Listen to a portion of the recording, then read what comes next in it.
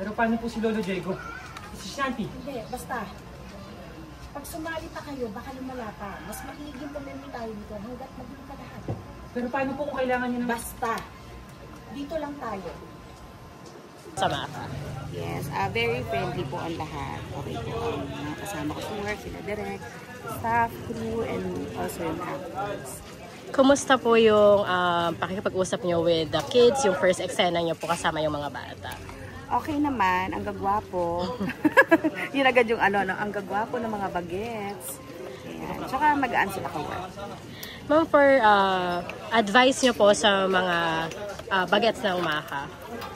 Ayan, advice ko, always lagi tayo humble lang.